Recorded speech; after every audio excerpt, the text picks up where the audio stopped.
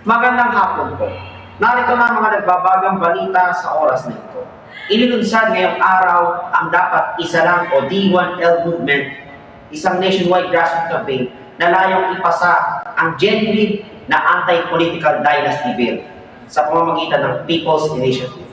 Nais ng D1L movement na limitahan ang political families sa isang pwesto sa national level at isang upuan lamang sa provincial level hanggang sa 4th civil degree of consanguinity and affinity. Malaking nakatutok dito lang sa Daniel Malay Felicerta Channel para sa iba pang mga nagbabagang balita. Ako po si Daniel Malay Felicerta. Magandang hapon, bye!